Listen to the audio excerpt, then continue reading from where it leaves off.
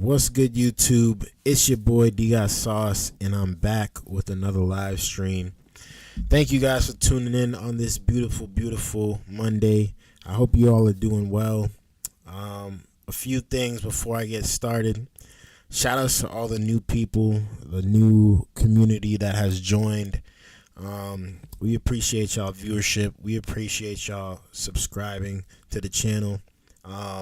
It's me. If you're new here, you know, we've been doing this thing for about a good month now. About a good 3 months now. And, you know, I never imagined that, you know, when I started this 3 months ago, that I would have gained the amount of followers or had the amount of traction that I'm having right now. So without further ado, man, I just want to say thank you guys for y'all viewership. Thank you guys for leaving y'all comments. Thank you for leaving the support, the love, even the hate with the feedback. I appreciate it. And I use it to my advantage. Like I say all the time, I try to make this thing a better live stream every time I get on here. And we only going up from here, man. We only going up from here. Get your popcorn, get your wine, get your drinky drink, and enjoy the show, man. Enjoy the show. Enjoy the time that we're gonna have together. These ups and downs.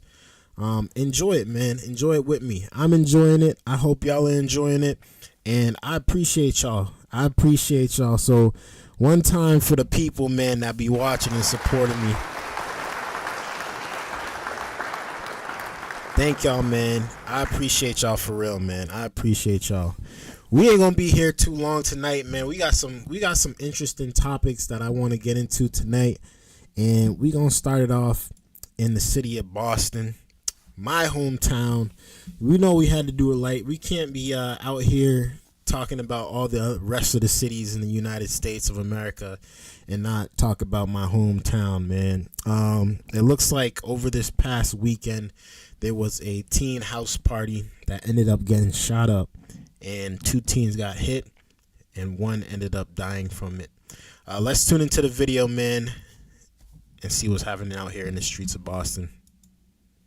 This is still very much an active crime scene. Take a look over my shoulder, and people in Northborough said they have never heard about a story like this in this town. We're talking about more than 300 young people inside and outside of a house party at a home just behind where that cruiser is. This also turns out to be a house party where a 16-year-old from Bellingham did not make it home alive. This was a very chaotic scene with well over 200 plus people at this party. Northborough police say this was all happening after 1 a.m. Sunday. Inside and outside a large Northborough home that is described on vacation rental sites as a peaceful getaway cottage, featuring 7 bedrooms, a guest house, pool, and expansive yard space for entertaining. We got 1 gun guard pretty out with. Scanner traffic describes chaos inside and outside the house as hundreds are trying to flee the party as police are called in. Sergeant Bissett and a state police trooper carried the victim to the bottom of the hill where there was an awaiting ambulance. At that point, he was placed on the ambulance. He was transported to UMass Memorial Medical Center, where he was pronounced deceased. He was 16. Our thoughts go out to the victim and the victim. 16-year-old kid shot dead in this house party. First thing that comes to my mind is why, who did it, and how did it get to this level? He had over 200 students or kids, teenagers, probably just celebrating prom or whatever, an after party. Makes sense. You know, we've all been there before, but my question is why get so mad that you now have to start shooting your bullets at somebody? What is the point? What is the point of going to a party looking for trouble like that? If that's the point of going to this party, you might as well have stayed home and y'all could have just played Grand Theft Auto if y'all wanted to shoot somebody. I don't understand why y'all need to do this out in a house party, but this is a sad situation that we here dealing with in the city of Boston, and unfortunately, we got a 16-year-old gone now, y'all. Victim's family during this senseless act of violence It's especially difficult being Mother's Day. It usually begins like around 12:30. Neighbors say large parties at the house are common, and police have spoken to the owner, but it's still not clear if this was a rental or owner party. Last month, we did receive information after the fact that there was a large gathering. We did have some intelligence about that. We have spoken to the homeowner about that, and he assured us that that was the last of it. And obviously, that was not the case. Police say the owner was at the party and has been questioned by police, but for now, investigators are asking for videos from the party since hundreds of cameras were there when the shooting started. Everyone's got a cell phone. Anyone that's taken video while all this was going on, please give it to the Northborough Police. We can use anything you got. Like the chief said, it's Mother's Day, and a mother's lost a 16-year-old. That's sad. That's sad, man. 16-year-old done. 16-year-old passed away now. Unfortunate. And the owner of the house was there. This could have all been avoided, man. I don't understand why people go to house parties and they get into these altercations and end up making the night so terrible for everybody. Like, everybody's just trying to have a good time. Everybody's just trying to vibe. You know, it's high school parties. It's high school parties. And I didn't go to much of my high school parties just because I wasn't the type to really go out like that. But I mean, I don't feel like I missed out on much. And every time I see situations like these, now I'm like, yeah, I definitely didn't miss out on much. But RIP to this young kid. I don't know if it was a female or if it was a son. We don't know yet, but RIP. I hope they get the answers they need, the justice that they deserve. And we praying for the family, man. We praying for the family. That's sad. That's tragic. We don't want to see this stuff happening in our streets. But it is already done now. Let me know how you guys feel about that down in the comments below. Yeah, that's sad. We're going to get into the next topic, though, man. We're going to get into the next topic. And we're going to keep it in Boston. This one was a heist. 3 people have gotten arrested from a big robbery of a courier. They robbed over $400K, man. They robbed over $400K, and they were targeting dispensaries. Let's tune into the video and see what's going on in the streets. Let's tune in. Ed, the Sun-Crafted dispensary behind me is one of the 5 businesses that lost money in that February 19th heist. $30,000 was lost from here. That's a big hit for an all-cash business, pretty much, in a new industry. Okay, so we have now information that Stephen Madison, Christopher White, and Quentin McDonald are all charged with armed robbery and arson. The feds yesterday arrested Madison at his Beebe Road Bridgewater home and found more than $5,000 in cash in the house, a firearm, ammunition, and a sweatshirt, investigators say, is similar to the February heist. The U.S. Attorney's Office says they are accused of pulling a gun on the courier transporting $430,000 in cannabis dispensary cash. The robbers ambushed the courier at a Swansea bank. The suspects used a U-Haul for a getaway van, and investigators say they later set that on fire. By the way, the armed courier fired back, but he had been zip-tied and pepper sprayed in the back of his own vehicle.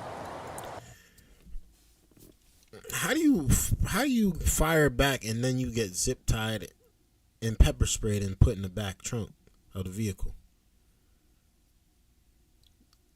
That part is not adding up to me. I don't understand how you fire back, but they didn't kill you. They just took your gun. That's a little weird to me. I'm not gonna lie. This is seeming like it was some type of an inside job.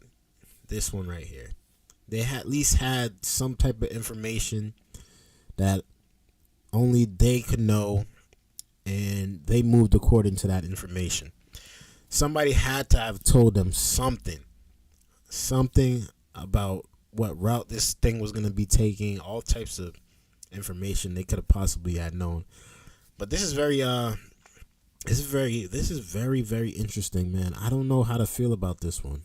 I think that somebody definitely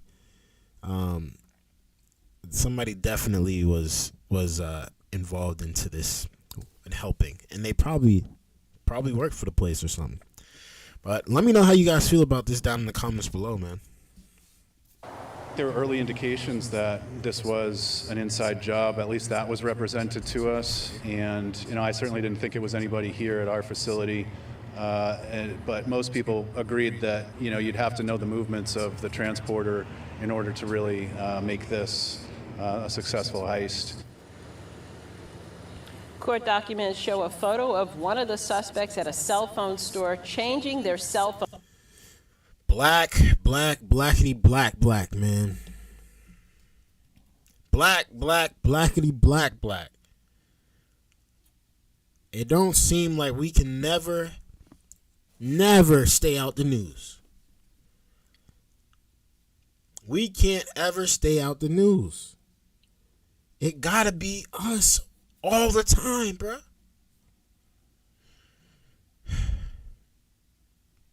You thought you wasn't gonna get caught, big fella?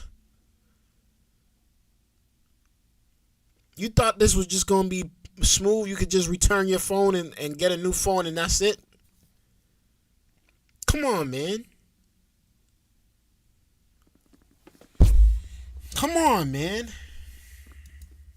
Phone after the robbery. All of the defendants' electronics and vehicles were tracked during this investigation, and the defendants were all arrested yesterday and detained pending a hearing on May 13th. We're live in Middleborough. I'm tired of it. I'm so tired of seeing brothers every single day on the news for doing dumb stuff like this, man. I'm absolutely tired of it. I can't kid you enough, man.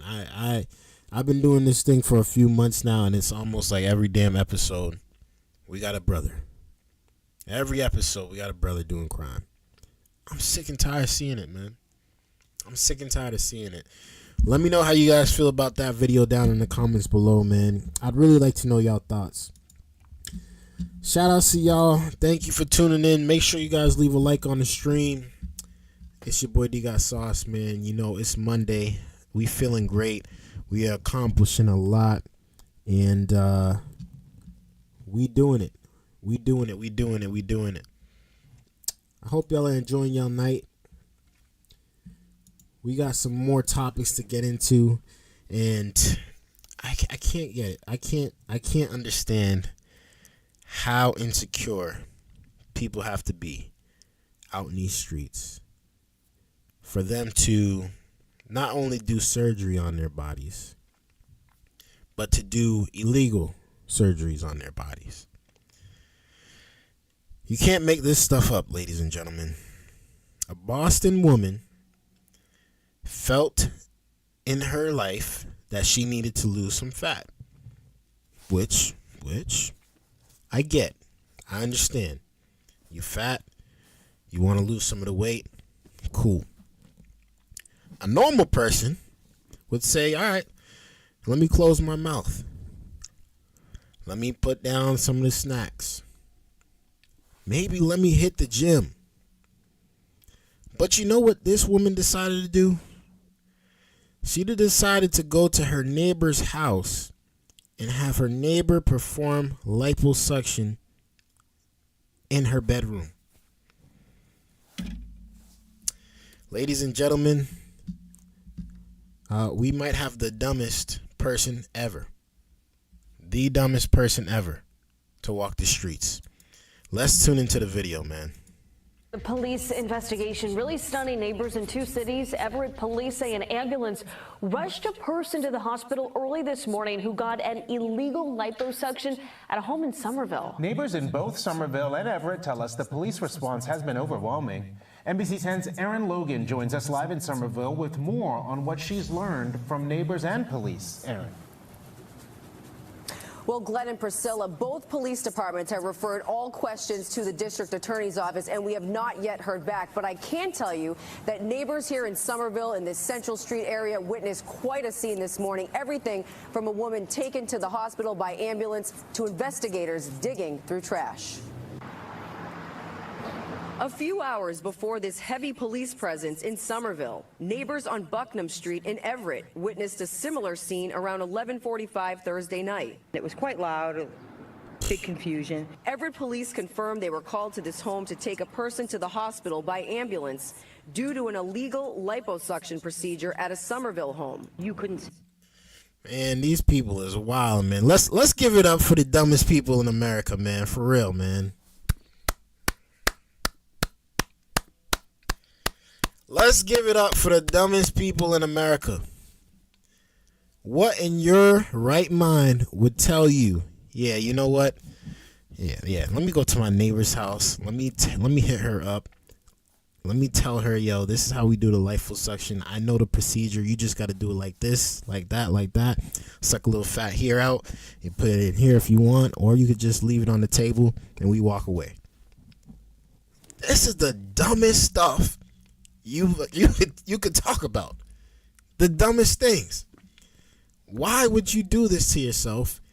Not only why would you do it to yourself with a professional doctor, but why would you go to your neighbor's house and say, yo, this is a good idea? This is a good idea. I can't imagine what this woman looks like. I know they're not going to show her face on here because that'd just be so embarrassing. That'd be super embarrassing. But this is crazy, man. Like, out of all places, you didn't go to Colombia, you didn't go to Dominican Republic, you didn't go to Mexico. You decided to go to your neighbor's house in Boston, Massachusetts. This is wild behavior. See anything because there were just fire trucks and lights. It was very bright. And then we heard patient unresponsive. Sabrina Cavalieri says she knows the victim a little as their homes are so close by. She never expected anything like this. It's awful. Like, I don't know who would trust someone doing it from a house, but either way, it's just a sad situation. Over an hour later in Somerville, neighbors were woken up to flashing lights and about a half dozen EMTs walking a woman out of this Central Street home. This cell phone video captured by Elaine Valentine shows an ambulance driving off. All day, she's been looking at it with her neighbor, Ligi Lopez. I thought it was crazy. It's like something bad's happening. Another neighbor tells us a few hours later, around 6:30 in the morning, police were standing near her car behind her Central Street home, digging through trash. She snapped this photo of what appears to be bloody gauze and medical waste. Lopez and other neighbors. Come on, bro. Like, come on, bro. Come on, bro. That's not even clean, man. This ain't even right. What are we doing, man? What are we doing, Boston? What are we doing? Where did we get this behavior from to where we think this is okay? This is okay to do. This is crazy, man. Look at all the medical stuff, the medical gauze and the pads, and they was doing a full-out surgery in there in the apartment complex. This is wild behavior. You can't make this stuff up, man. You can't make this stuff up. Lopez and other neighbors who saw police on scene for hours say all of this is concerning. I was talking to my husband and he told me, oh, now I understand why so many packages are coming to that door. So many packages are delivered to them. I want to know exactly what's going on in that house, but I don't know nothing. Yeah, nothing is clear.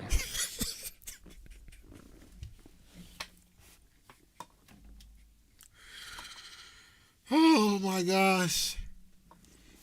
Yeah, they put the most Spanish people on the news to speak about this situation, man. Said, I want to know what happened over here, but I don't know what happened over here. Oh, shout out to my Spanish people, man. Exactly what's going on in that house, but I don't know nothing. Yeah, nothing is clear. And the district attorney has not yet given an update on the victim's condition in Everett or any details here in Somerville. As soon as we get more details, we will certainly keep you up to date. Live in Somerville. Yeah, man. Don't be going to y'all neighbor's house talking about, yo, neighbor, can you hook me up with the liposuction? Please. Please, man. Let me know how you guys feel about that down below in the comments. Of course, we got some wild behavior out here on these streets, man. I can't believe it. I can't believe it. Shout outs to her, man. Shout outs to her. I know she's hurting right now. So we praying for her. We praying for her as she gets it together. We praying, man. Shout outs to them, man. Let me know what you guys think about that, man, down below, man. I appreciate y'all viewership. Make sure you guys hit that like button for your boy. We gonna get into the next topic. I don't know if y'all are familiar with this one, but I saw this about maybe like a couple days ago, and I just wanted to bring it to the stream because, you know, I just like bringing stuff that I see on the stream, you know. It's just how it is. But apparently there was a pastor's wife that had passed away recently, and the pastor had said that it was from suicide. A lot of the people are saying it was not suicide. So we just gonna tune into the video, man, and see what's going on out here in these streets, man. Apparently she had a suicide voice, a suicide call to the police also. But let's tune into this video and see what's going on, man. Back on this Monday morning, authorities are investigating the death of a South Carolina pastor's wife after her body was found in a state park about a week ago. Pastor John Paul Miller told his congregation that his wife, 30-year-old Micah, took her own life after struggling with mental illness. But her friends and family say otherwise and want police to, quote, deeply investigate what happened. More than 100 people rallying outside John Paul's church in Myrtle Beach, demanding justice for Micah. This happened on Sunday. Our very own Kelsey Kernstein has been digging into the story. Kelsey, some pretty startling court documents revealing what may have happened just before Micah died. Yeah. Before she talks, you know what the craziest part about all this is? The craziest part is the first lady and the pastor are supposed to be the strongest mentally stable people in the church. They're supposed to be the head. They're supposed to be the people you look up to, the people you follow, the people you respect, and the people you pretty much want to resemble. And if she was dealing with a mental health issue, that should have been addressed a long time ago. And her husband should have done everything in his power to help. This is an unfortunate situation. Of course, they had kids. They were married for a very long time, and now the streets is asking questions. And I'm very curious to know what y'all think happened too in this in this video. So let me know y'all thoughts. Hey there, Hannah. They really are startling. So according to reports, just days before she died, she filed multiple times for a legal separation from her husband. We're also learning that she even filed for divorce back in October. Then Micah posted on Facebook about abuse just weeks ago. The video offers advice for people who may be in an abusive relationship, and some believe that this video is proof that Micah was in one herself. God hates divorce. But why? According to everybody I've asked and the scriptures that I've found, it's because it hurts people. But does abuse hurt people? How do you think God feels about that? So according to the police report, 30-year-old Micah Miller died on April 27th. We know that her body was found in Lumber River State Park in North Carolina. That is just about an hour away from where the Millers live in Myrtle Beach. Just days after she died, her husband, Pastor John Paul Miller, told his parishioners that she had taken her own life and blamed it on her years of mental health struggles. However, police say they are still investigating how Micah died. I got a call late last night. My wife has passed away. And yeah, it was self-induced, and it was up in North Carolina. Y'all pray for me and my kids and everybody. And y'all knew that she wasn't well mentally, and that she needed her medicine that was hard to get to her. And this is Dang. She wasn't well mentally is crazy. How you get up on the pulpit and say that to the people, man? That's sad. That's sad. That's like you don't have your wife's back. Nothing. Like you wildin'. This is y'all pastor? This is y'all pastor? Hold up. We gotta analyze the situation here. You can't be getting up on stage a couple days after talking about she wasn't mentally healthy, she was on meds, telling out all her business as if she didn't just kill herself. Ain't you supposed to be weeping and ain't you supposed to be sad? Ain't you supposed to be upset right now? How you get up there and you talking all this talk, but you're not saying nothing about I miss my wife. I wish my wife was still here. It don't even sound like you sad, bruv. It don't even sound like you sad. It just sound like you just doing your thing. Life goes on. This is weird behavior. I'm not gonna lie. I could see why a lot of people are skeptical about this, but let's continue. This is interesting, too. A Facebook group called Justice for Micah pointed out a statement from her obituary that they believe was odd.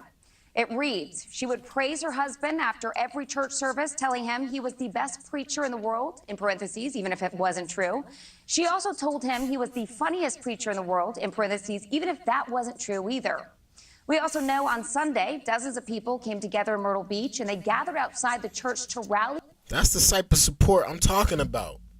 And that's the type of support that he should be having for her, especially at a time like this.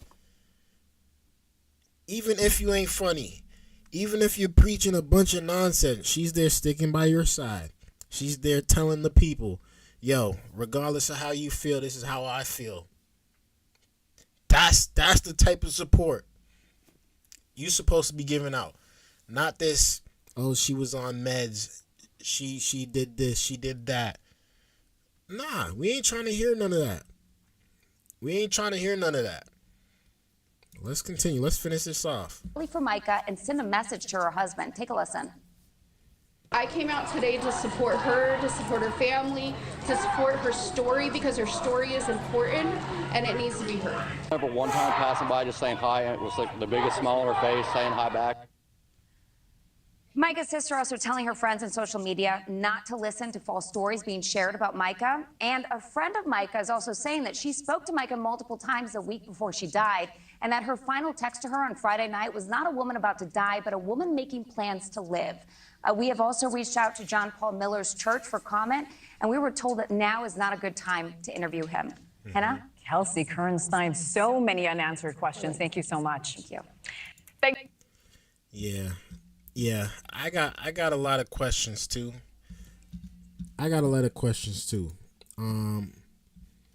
But here's the thing. She did call the police, and she did tell the police that she was going to kill herself. She did call them. Matter of fact, let's pull it up. Let's pull it up and hear what they got to say, what she had said to the police officer. Let's tune in. Hold up. Let me know how y'all feel about this down below in the comments too, man, because this is crazy behavior right here, man. This is crazy behavior. We loading up. Give me a second, y'all. Give me a second. If this is not loading up, then we just gonna have to move on.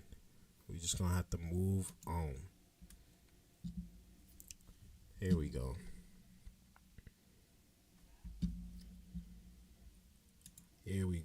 The death of a pastor's. All right. Let's tune in, man. Let's see what this woman said to the police officer. Wife found shot in the head has just been ruled a suicide, but her friends and family still have questions about social media posts she made shortly before her death.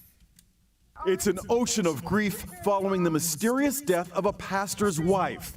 Mourners attend a beach memorial in her honor as questions Here, let's told fast her forward. sister, if I end up with a bullet in my head, it was not by me, it was JP. Whoa. Whoa. Slow down. Slow down. Slow down. This is not what we was looking for, but it looked like we found something spicy here.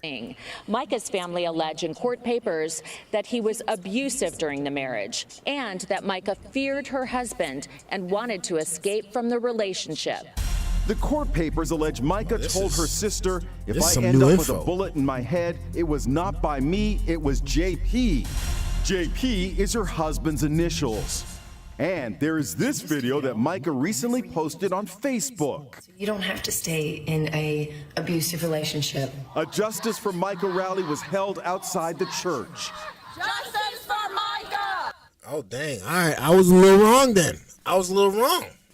She was taking shots too. Yikes. Yikes. Yikes. Man, tell me y'all ain't happy without telling me y'all ain't happy, man. I wanted to hear the voice recording though. Oh, here it is. Here it is. Here it is. Here it is.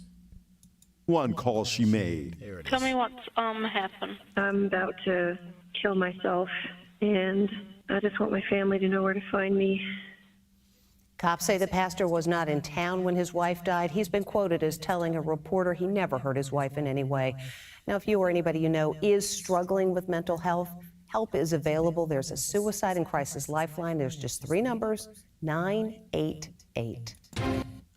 Well, y'all let me know how y'all feel about that down below in the comments, man. This one's a wild case. We're going to find out what actually happened.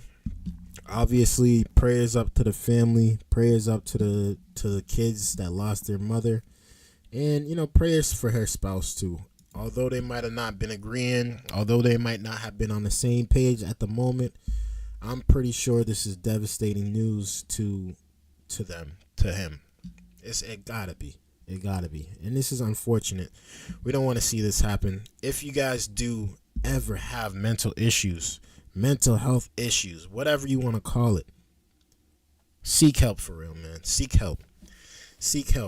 Even reach out to your boy if you need, man. I'll bring you back to life real quick, man. There ain't nothing you can't talk to me about without me saying, you know what, this is the way you should go about it, respectfully. But hey, let me know how you guys feel about that down below in the comments, man. We're gonna move on to the next topic, and this one is wild behavior. Wild behavior. I had to say it 5 times because you know how it is, man. When there's we gotta call it out. There was apparently a grandfather that paid a homeless woman to watch his granddaughter as he went to a bar. You can't make this stuff up, y'all. Let's tune into the video and see what's going on out here in these streets. Friends, I have been in that boat. I get it. Good babysitters are very, very hard to find, and they do not come cheap because they are very, very hard to find. But most parents make the effort anyway, and so most parents don't go to jail and end up on crime shows like this one for hiring a babysitter. Jason Warren, on the other hand, is in jail in Sacramento because earlier this week he allegedly skipped that whole due diligence-y part in vetting a babysitter and just went straight to the street. Police say that Warren, a 54-year-old grandfather, paid a homeless woman $20 to watch his 7-year-old granddaughter so he could get drunk at the bar for a full 4 hours. When Warren... Let's give it up to the greatest grandfather ever.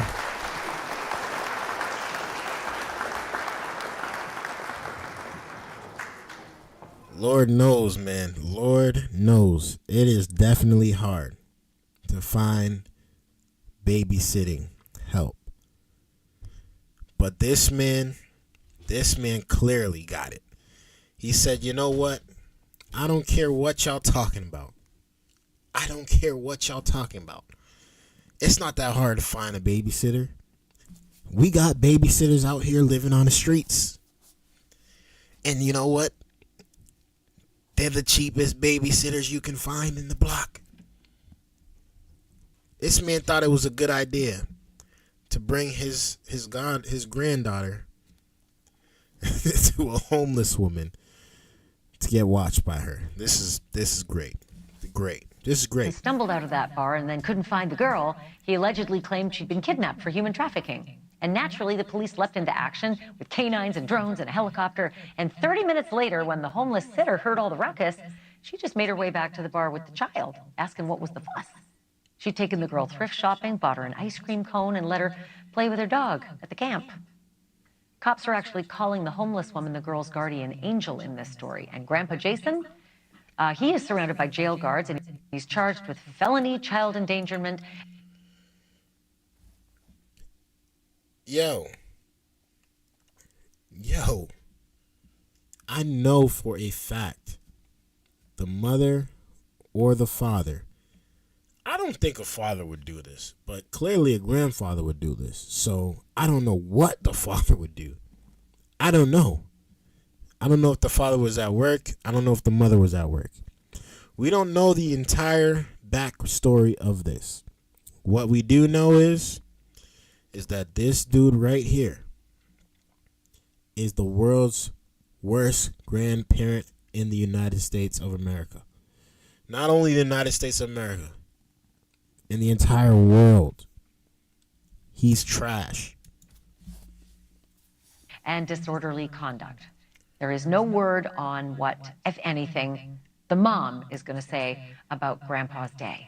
That is it for me. Have a great weekend. Cuomo's coming up next. Thank you for watching. Yeah, that's wild behavior. Let me know how you guys feel about that down in the comments below, man. Crazy behavior. Crazy. I'm not leaving my kids nowhere around none of these people acting like this, for sure. They wildin'. How you a grandparent and you doing this nonsense to your granddaughter, bro? You got to be kidding me, man. Just so you could go to the bar and have a drink? Just so you could go to the bar and have a drink? You ain't got nothing else to do, brother? Nothing else. He must have been homeless himself, man. How you know? How you know that's the spot to bring her to? How you know that woman was gonna bring her out ice cream shopping and everything, thrift shop for $20? How you know that? It must have been something you've done before. It must have been. Lame excuse for a grandfather.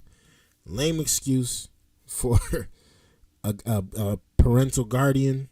This stuff is just trash. Absolute trash. But again, let me know how you guys feel about that down in the comments below. We gonna move on to the next topic, man. Make sure y'all hit that like button for y'all boy on the way in and on the way out. We have a lot to talk about here. Biden. I don't know how y'all feel about Biden. I've said how I felt about Biden already. Everybody, pretty much, if y'all been following me for a little while now, y'all know how I feel about Sleepy Joe.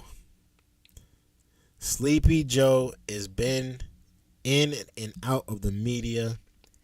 He's been tripping. He's been mumbling. He's been stumbling. Oh yeah, he's falling asleep too. Let's not forget that. He's squinting his eyes. He can't see.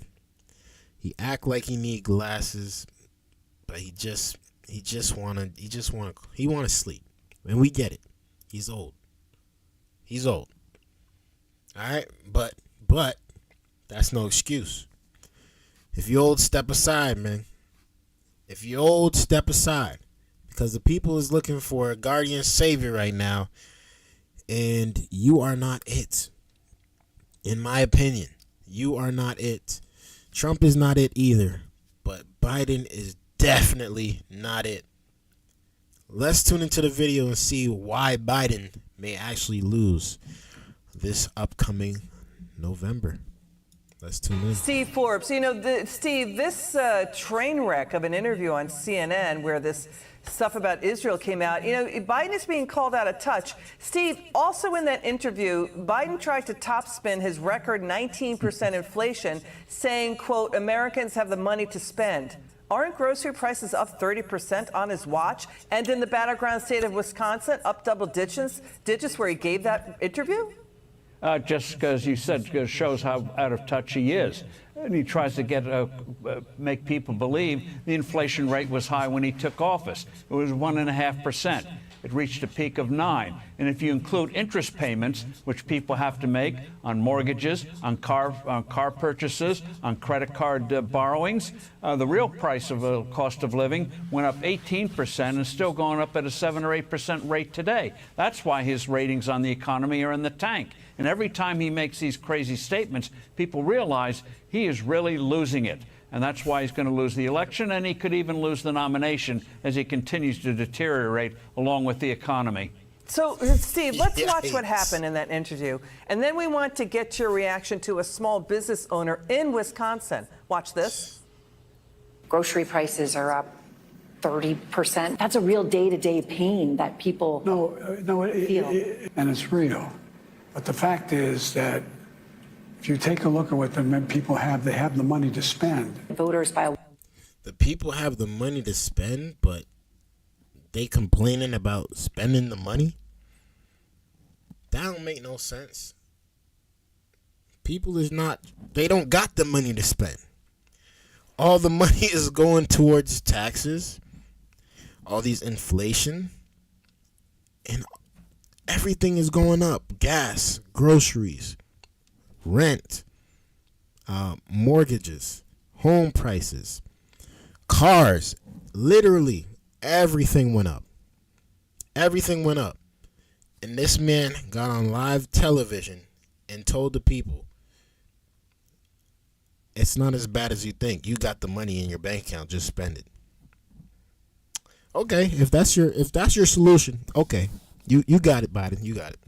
Wide margin trust Trump more on the economy. They say that in polls. With less than 6 months to go to Election Day, are you worried that you're running out of time to turn that around? We've already turned it around. Look at the Michigan survey. For 65% of American people think they're in good shape economically. The polling data has been wrong all along. It's just a lot more challenges for any business owner these days. Yes, everything costs more. I feel like it was better, easier for me 4 years ago. I think he's making a terrible mistake. It may not be, if he doesn't win this race, it may not be Donald Trump that beats him. It may be his own pride. It may be his own pride. That was David Axelrod. Listen, I don't care what he's talking about. I'm talking about Biden. That's not it. That's not working. That's not working. You can't fool the people anymore. You can't get up on here and talk your talk like stuff is not happening in real life, like we ain't not feeling this stuff. Everybody's feeling it. You can go to the lowest of the lowest jobs to the highest of the highest job. Everybody got a complaint about inflation. And they going to always bring up the thing. Was it better 4 years ago? Think about it. Was it better 4 years ago? The majority of people will say yes. The majority of people are going to say yes. And if you don't say yes, it's because you literally just hate Trump. You hate him, and I get it. He's not the best character. He's not. But to say inflation was better 4 years ago than it is today is just an outright lie to the people, man. To the people. Let me know how you guys feel about this down in the comments below. Let's continue.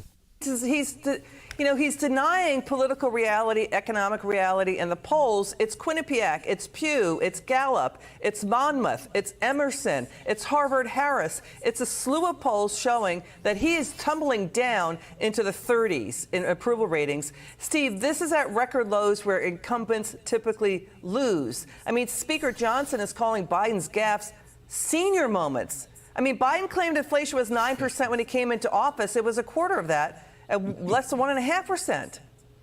Well, that's what is really going to sink him. He goes out. He's not using Bidenomics anymore. They finally convinced him that was not working, because every time people go buy something, every time a bill comes in, every time you try to rent an apartment, every time you try to get a mortgage, every time you try to do any economic activity, you realize things are worse off than 4 years ago. And they're making it worse with regulations, not letting you buy cars, traditional cars. They want to do away with that. So everything this administration is doing, whether it's a better quality of life, like air conditioners that work, or washing machines that work, dishwashers that work, they're against putting on crazy regulations. Prices are going up, and businesses are not making the investment needed for a higher standard of living in the future. So there are real headwinds out there, and this guy's oblivious to it, sitting in his shelter, basement, or whatever it is. And the American people sense it, and that's why he's going to lose. And that's why, as you can't make this stuff up, man. You can't keep lying to the people. You can't keep getting on the podiums and getting on live television and telling the people that inflation's not that bad. It's not that bad outside. You guys have the money. You guys are getting what you need out of me. You can't lie to the people. The people are feeling it. Everybody is feeling it. And this is what I was saying. At some point in time, people are going to get up and say, you know what? I can't do this no more. I can't do it. They're going to be mad. They're going to vote differently. Because they're going to realize, you know, you giving us false hopes and promises, man. And shout out to Biden, right? He done forgave a few people. He done forgave their student loans. But he made the entire country sign up for this student loan refund stuff. Made so many people sign up for it. Just for all of us to hear, we ain't getting it. We ain't getting it. And I'm not saying that would have it would have changed the scope of this entire situation. Maybe it would have. Honestly, maybe it would have. But at the end of the day, he swept the rug from right under us. A lot of people was looking forward to that free money. And you know what? It's not coming. It's not coming. It came to some people, but it's not coming to the majority. Like the majority of people who actually applied, trying to get their student loans forgiven, it's not coming. It's not coming. He promised us that. He promised us inflation would be down. He promised people would be seeing changes in gas prices. From the time Trump left office, I gotta be honest with you.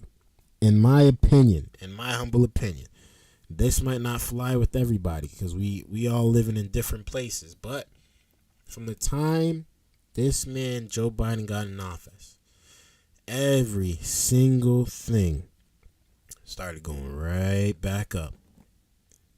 And the stock market, it did not do the same. It did not do the same. Recently it has. But at the beginning, it was not booming at all. These terrible ratings. Things are not good, Joe. The economy, is it in stagflation? I mean, the last read, 1.6%. There's a long list of Biden's failures. It's the economy, inflation, U.S. energy, Afghanistan, Iran, Israel, his border collapse. You wouldn't be surprised if people have PTSD from under this White House. Well, the fact of the matter is everything he touches turns to you-know-what, starting with the Afghanistan withdrawal, which showed Putin that he thought he could get away with by invading Ukraine. You know that the Chinese are watching what we're doing with Israel. I think it was Kissinger. Henry Kissinger once said, it's bad to be an enemy of the United States, but sometimes worse to be an ally. And the Israelis are finding that out today at their moment of need, existential threat. This guy wants to pull the rug out from under him and help the terrorists, a terrorist invasion. He's helping these people. It just is bizarre, craven, cowardly, and profoundly wrong. A final word, Steve. What do you make of him saying the White House wanted to delay the announcement it was stopping weapons shipments to a multi-generational U.S. ally, Israel, by the way, which is surrounded by 450 million people in 22 Arab nations. Israel is a population of 10 million. So what do you make of, basically him saying that, I'm not going to tell the American people I'm delaying the weapons shipments to Israel until after I make a Holocaust remembrance speech, as if that was going to paper over the problem?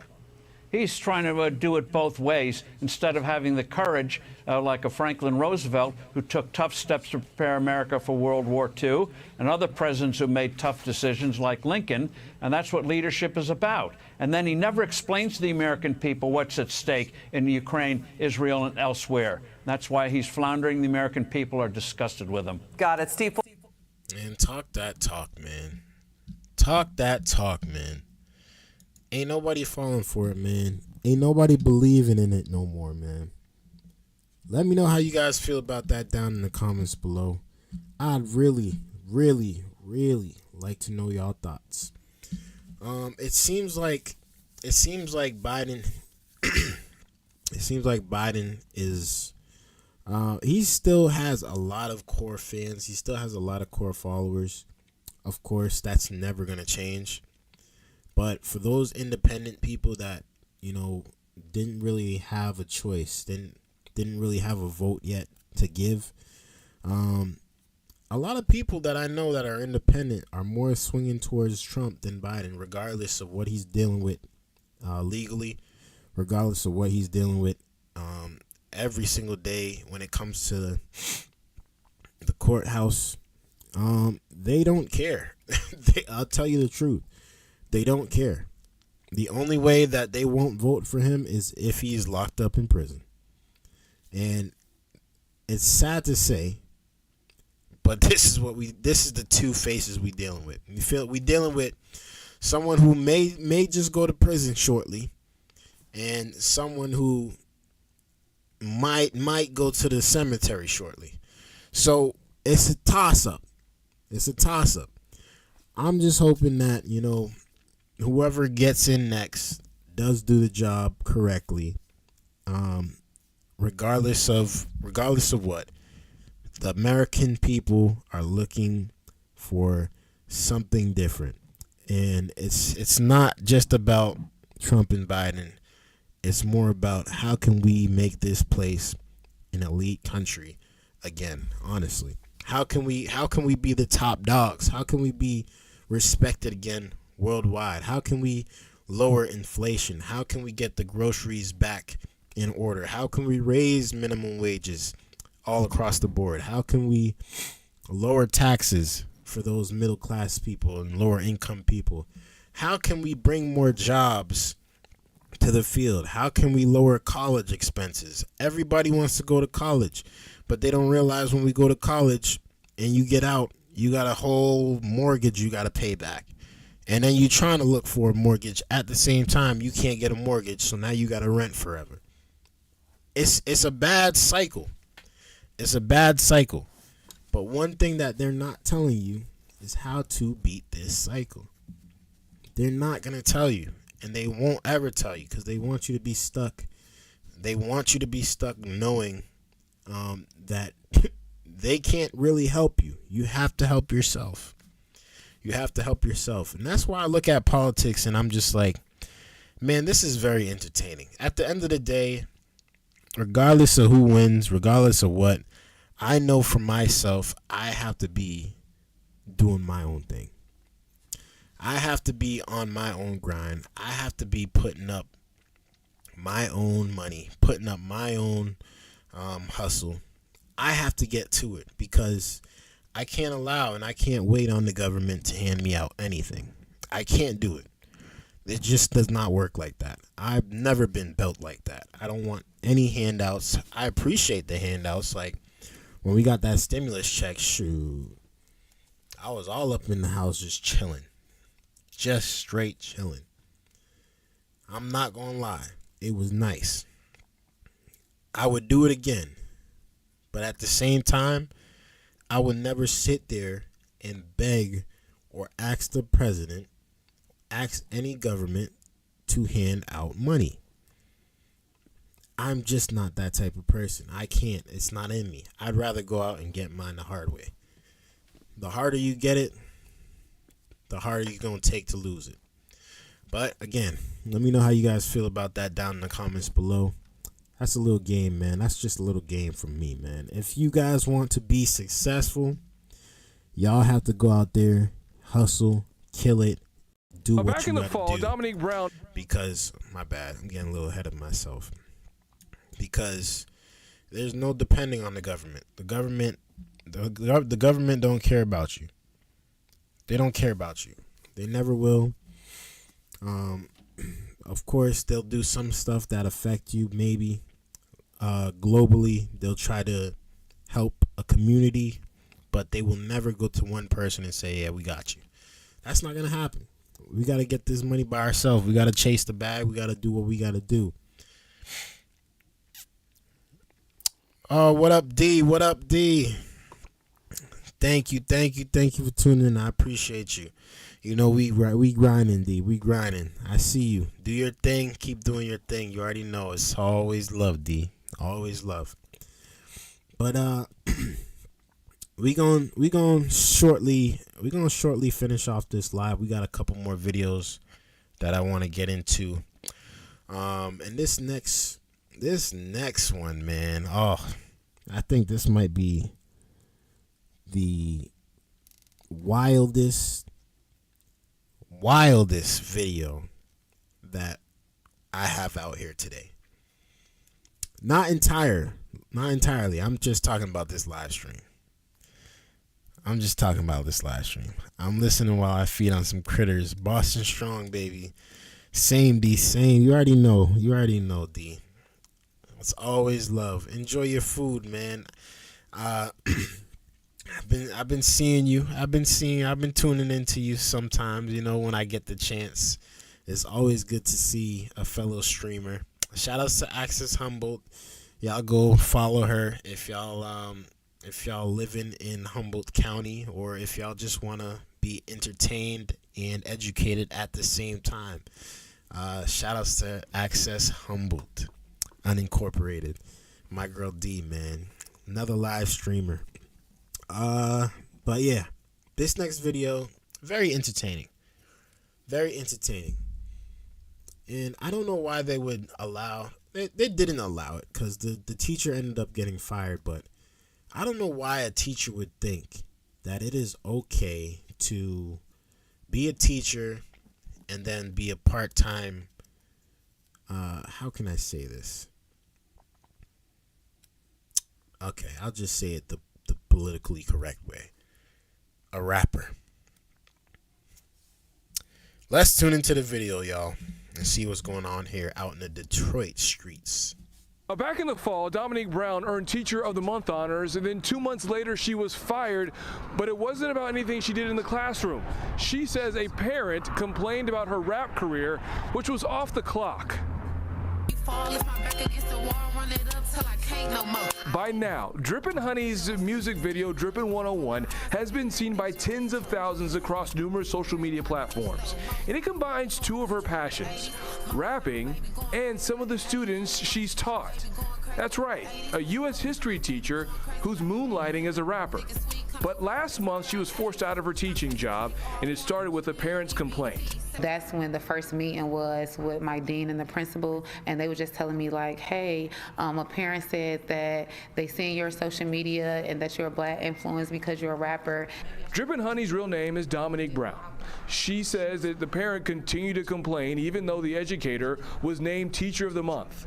Despite asking for a complaint in writing, Dominique says she never received it. And Dominique believes that she was discriminated against. She's the Teacher of the Month. Y'all know why? Because the schools is supporting this trash culture. Trash.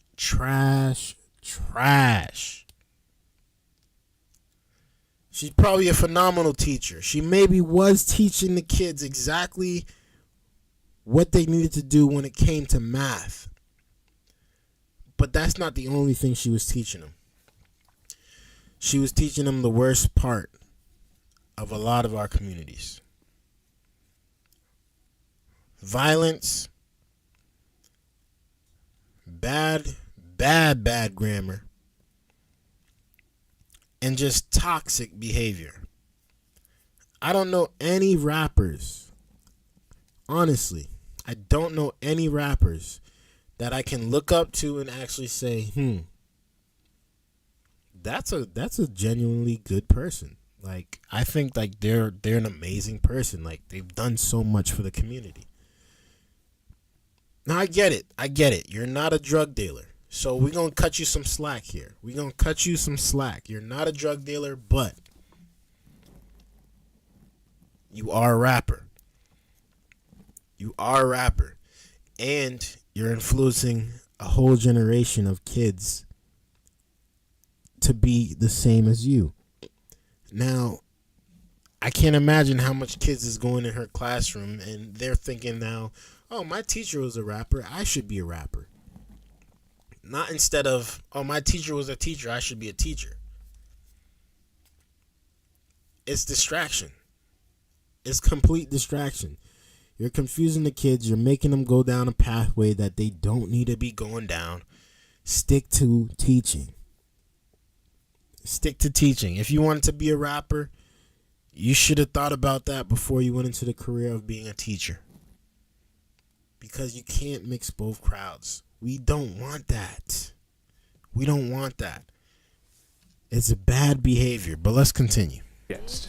I was like, hey, well, can we tell that parent to come in and see professionalism, see me in the classroom, see me after school, see me at all the games, see me dropping kids off every day, buying food, doing all these things. Can they come see me in my element before they try to say I'm unprofessional in it? Was there at any point anything that was brought up that said your rap career the lyrics that you use may have been a bad influence on some of the students that you had? Well, the parents would just stay anonymous, and she didn't really give too much detail on what she did or didn't like, and the school didn't give me too much detail either. Music is part of the culture. We from Motown. This is what we do. So it's not like it's unheard of. It's the culture. And when you look like me, you just understand it a little more better, that it's not that I'm trying to deter these kids from stopping their dreams. In a statement. You see, my sister, I look like you, and I disagree with you. I think that you are teaching them trash when it comes to the rapping.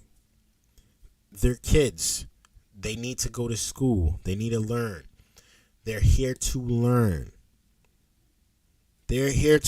You are being paid to teach. You're not being paid to be best friends. You're not being paid to coddle these students.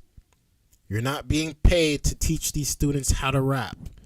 You're here to teach them your subject matter. That's what you forgot. And because you're out here influencing them in this way, now you got a bunch of kids probably not even caring about what you're talking about teaching wise. They just want to know how your rap career is going. They want to know. Exactly, D. We here to learn. We ain't here to rap. We ain't here to get this nonsense culture. We are here to learn. We want to be educated students. This is what my parents brought me to school for. And I see why the parents are upset. We understand why.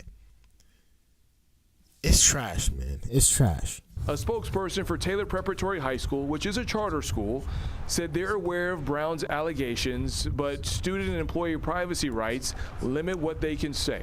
The statement went on to say, quote, student well-being remains at the forefront of everything we do, and we will continue fostering a distraction-free teaching and learning environment focused on student success. If I was a teacher, y'all would have dropped me the day it was a problem. Did you ever feel that they were transparent enough for you? Absolutely not. If there ever was an opportunity, and Taylor said, hey, look, we want you back, would you consider it? No, I just want this to be an example for them to do better. Dominique. Man, they did the right thing. Get her out of here.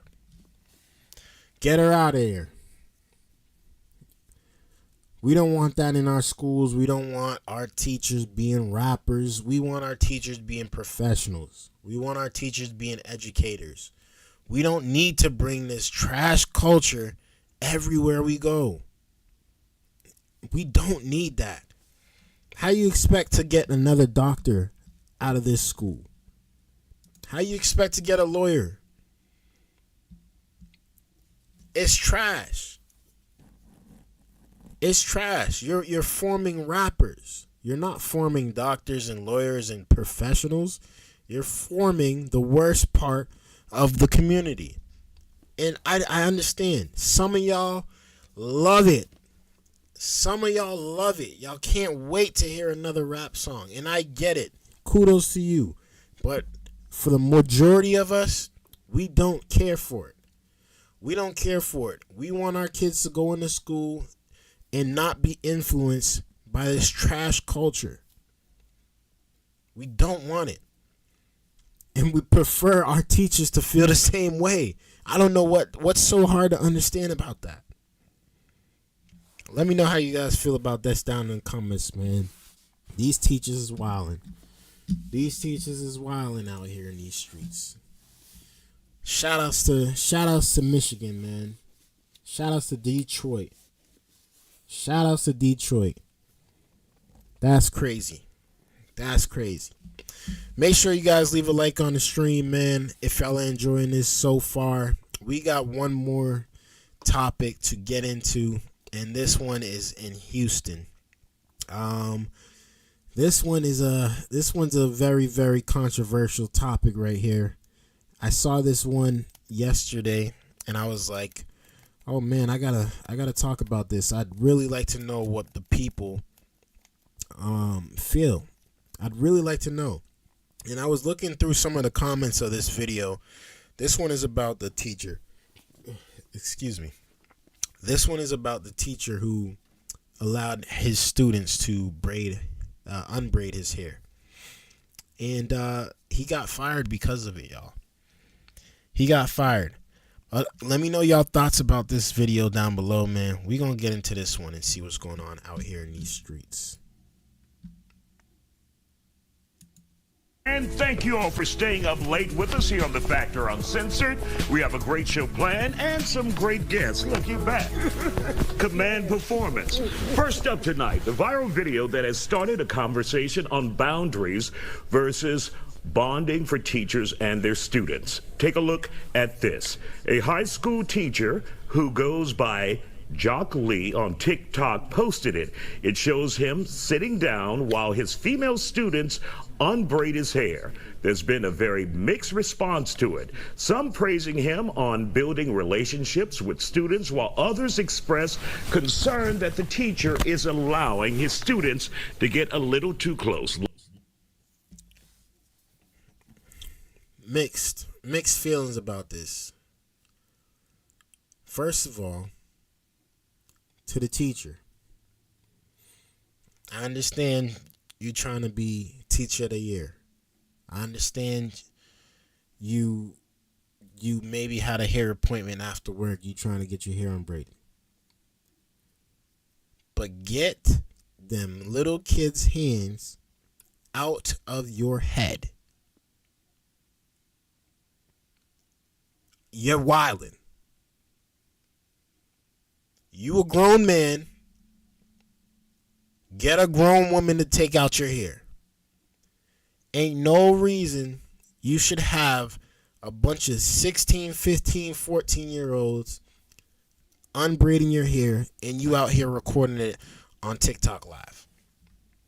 That is the most weirdest situation. From the outside looking in, that's the most weirdest situation. If I had a daughter and she was in school and she came home and was like, yo, Dad, we had a great day at school. I unbraided my teacher's hair. I'd be like, what? Who teaches this? What? What y'all talking about, you unbraided your teacher's hair? That's what y'all going to school for? let's continue. Lee is now speaking out. He says the students were just helping him unbraid his hair to prepare for his next hair appointment. Lee says he didn't see any harm in this, but some are asking if he went too far. Joining us to talk about it, educators Damian Jones, Arnetta Murray, and of course the always outraged parent, Lewis Hunter. So Lewis, let's begin with you. Your thoughts about this? I think it's inappropriate. I think it's misuse of authority. This is a hygiene issue, all right, and that's what this teacher did. You know, he made mention that 5 of his 100 best friends. You don't have 100 best friends. You have 100 students. You are a teacher. You are in a position of authority, and I think he undermines that authority by having kids do something so flippant as to do his hair during classroom time. I think it's inappropriate. I think that he should be disciplined for this. I can remember a time when I was in school back in the civil rights movement, and That long? But I mean, if you even approach your teacher and try to touch, she's like, "Nah, get back." It's too But close. that's old school. Yes. Right. But things have changed. Arnetta, your thoughts on this as an educator now? It's contingent. It's when I read everything about it, basically, he got some permission from the parents. There's different things he's done. He's building a relationship. Now, we understand what's going on. We don't trust a lot of people. A lot of things are going on. But if he got the approval of the principal, the parent, and all of that, I don't see nothing wrong with it. I personally wouldn't do it because it's risque.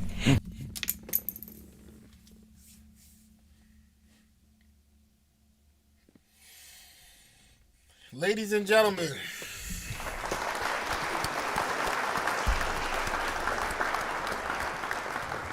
of course she doesn't see anything wrong with it. Of course. Why was I not surprised? What you talking about? You don't see nothing wrong with it, but you personally wouldn't do it. If you don't see nothing wrong with it, how won't you do it? You make no sense. Don't get up on here and then talk this talk and then expect us just to, oh, she said she would da and this and da. And then you go at the end and say, I personally wouldn't do it. Then what are you talking about? I don't care if you got permission from the students. I don't care if you got permission from the parents. I don't care if you got permission from the principal. This don't look right at all. I don't care if he's the nicest man in the world. Get your hands out my hair. I'm not trying to lose my job. What are y'all talking about over here, man? I'm confused. And so you just got to be careful. But he's building a relationship with those kids. And just so you're clear, he got permission from the parents to put them on video. Right. Because he is a video creator on social media. Right. But also, I think when I was reading, it was some other stuff he did that he got permission from. But I'm saying, look, again, at the end of the day, he's not doing anything inappropriate. It's out there. It's nothing hidden. And if the parents are okay with it, okay. But as he said, I agree about the germ issue. But again, if the parents okay, he's building a relationship with the children. And so, again, I don't know. I'm just in between right now. Have we become a jaded society as Americans, as those who watch social media? We're always seeing something extra. And he says, you know, it's your problem that you see or feel like something is going on, and absolutely nothing is going on other than the innocence that you see. Have we become a jaded society? Yes, I totally agree with that. But in my situation, I wouldn't be able to subject myself to put myself in that kind of position, especially with everything that's going on with teachers and kids in the news. Kids touching on you, no, absolutely not. My kids. Shout outs to him. There's a whole different way. You want to be closer with the kids, I get it. Cool. Kudos to you. Let's do it. One way to get closer is to make sure all your students understand exactly what you're talking about when you are teaching your subjects. You shouldn't have no failing students. If you got students failing in the class, you're not doing your job. You're not doing your job. If you want to get closer to your students, okay, I understand that. But them braiding your hair, that's a little too close. That's to me, that's a little too close. I'm only doing that situation. I'm only going to be in that situation with pretty much family members, and that's it. That is it. I don't need no random kids touching my hair like I'm some clown at a circus or some animal at a zoo. We are in school. We're here to learn. We ain't here to be best friends. I get it. I'm your teacher. I want to make this thing a comfortable environment. Cool. Yes, we're going to have fun days for sure. We're going to have a great time at school, but at the same time we got to keep it professional. We got to keep this professional. You cannot be allowing these kids to come up in your space and start unbraiding your hair just cuz you got a hair appointment after work. That make no sense, bro. That's a little strange. And regardless if you got the best intentions in the world, there's too much going on. There's too much maps out here on the streets for us to be looking at this and saying, okay, this is normal behavior. Because next thing you know, the next guy might do it, and then the next guy might do it, and that guy right there is going to be the one to touch your little daughter, and then everybody's going to be coming right back to this video like, this is where it all started. Let's not even entertain that nonsense. Keep it school. Keep it PG. I'm not saying that this is out of pocket, but y'all know what I mean, man. Y'all know what I mean. Kid, since I'm an educator, with my students, hey, I give them all fist bump. I don't even do hugs. Just because I don't want to put myself in that situation. No, that's right. I want to put myself in that situation where it's got to come up where some kid says something wrong. Because it might come a time when maybe he had to discipline that student. And then that student don't like the way he did him. So, okay, he touched me or he said something inappropriate.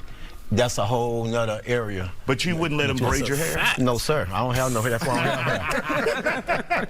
I just cut it off. All hands ain't good hands. And another point, Lewis, when he says those students could get angry over something in the classroom, and then they will turn it against you. These are kids. That's what they will do. They're children, you know, and he has opened the door to that by filming it. You know, they could very easily say after the phone video cut off, this is what happened and this is what he did. And now it's what his word against the child's. You know, he's opening some very dangerous doors. He's undermining his authority. His job is to teach science for the entirety of his class. That is his job. As far as his relationship, I don't need him building a rapport. I don't need him getting to know my child. I'm sorry. As a parent, I don't. I need him teaching my child, and for the entirety. I don't need time to say, well, but I'm gonna let y'all 10 isn't minutes teaching early. your child part of getting to know them and finding out where their deficiencies are, where their pluses are? Yeah, absolutely. To help But them. you're not going to do that getting your hair unbraided. Exactly. Thank you, man. Thank you.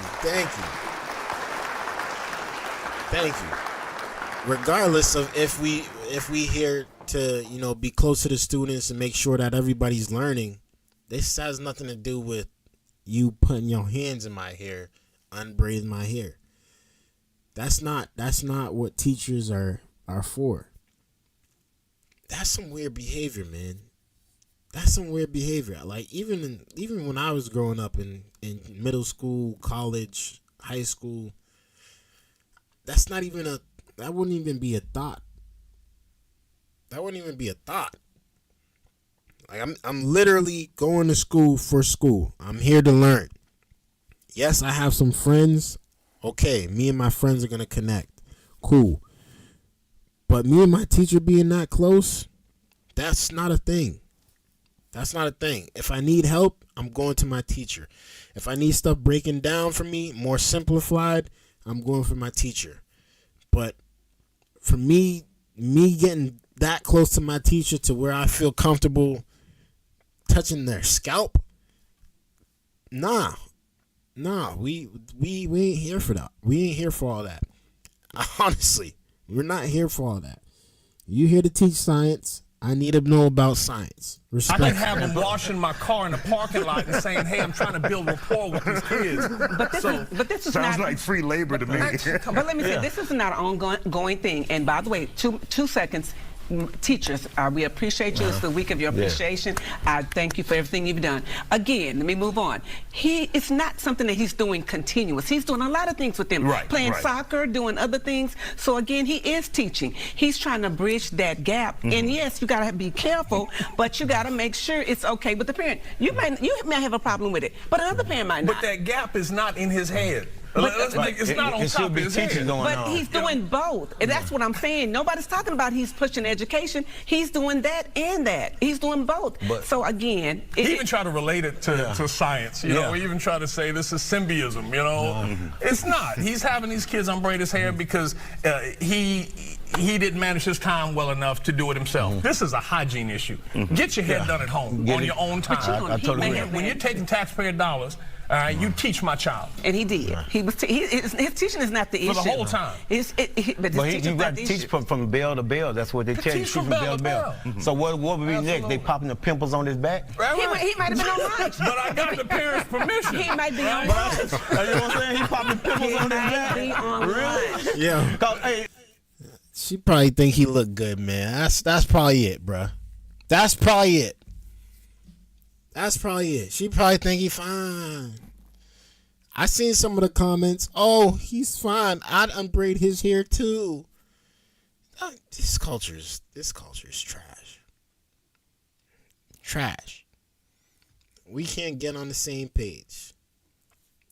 Not even about simple stuff like this. I mean, hey, like I said, it doesn't seem like he is a terrible person. That's the last thing I want to say about this teacher. I just think this was a little weird. This was definitely a little weird.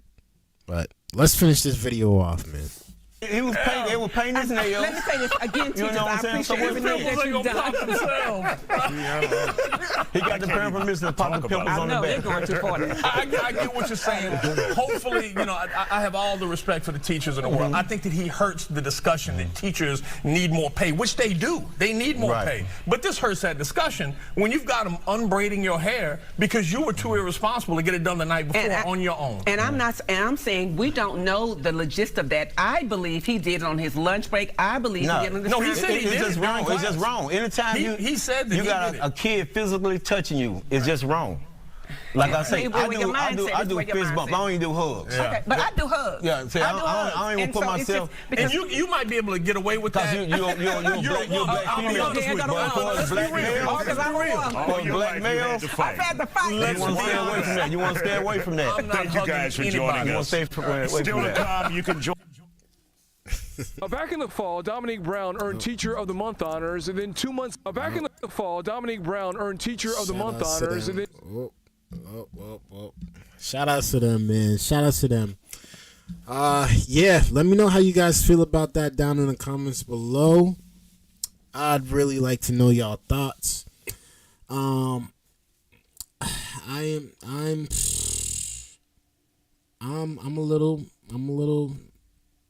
a little surprised at the woman's answer. I'm not gonna lie, but at the same time, I respect it. I fully kind of agree with what the men were saying on there. It's just a little strange, honestly.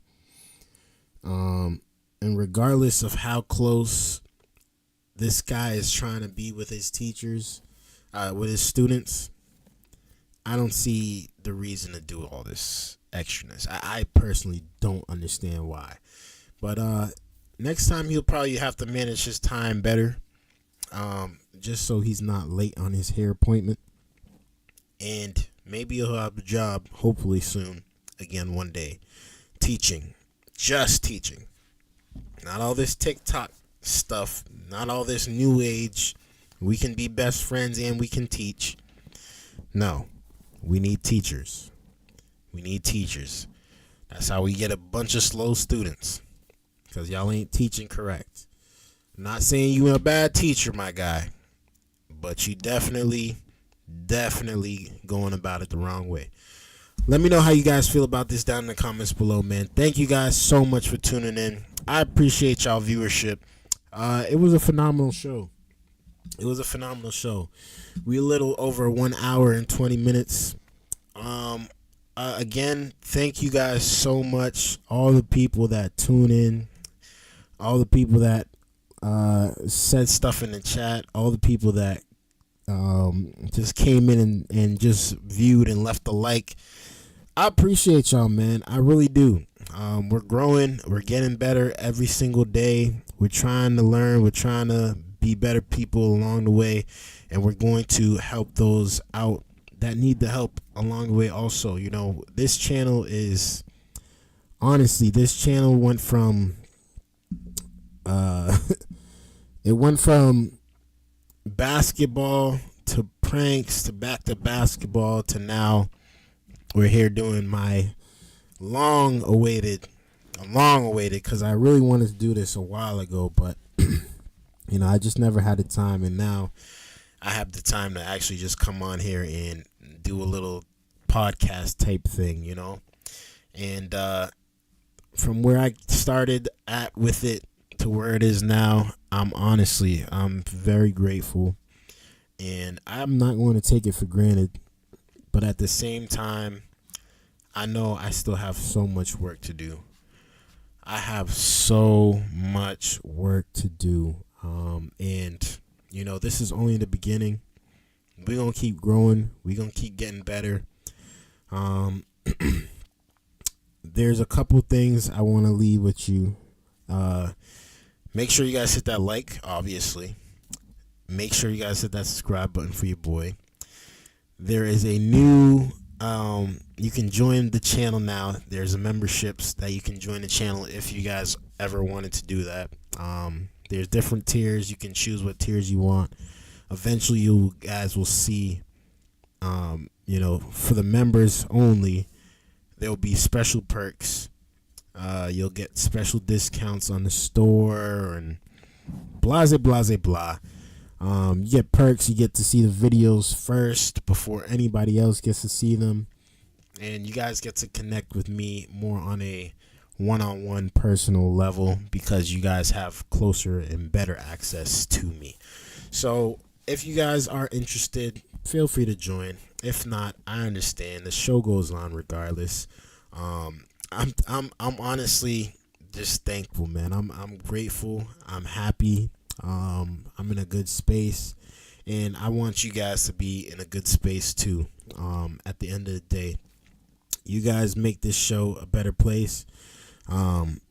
Without y'all, I'm just me. I'm just me behind the camera. But you know, even when I'm not live streaming, even when I'm taking a little break and I'm just posting my daily videos, you guys still bring the views, and y'all still drop the comments, and y'all still bring the likes. And again, I thank you guys for that. And you know, like I said, we going up.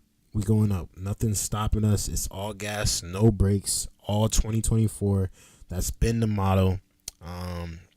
And shoot, we blessed, man. Absolutely blessed. Stay safe. I will definitely be back on here probably tomorrow, and I'll say probably Thursday night. So keep on those notification bells if you guys do want to tune in with me in the chat. Until next time, man, I love you guys. I appreciate y'all.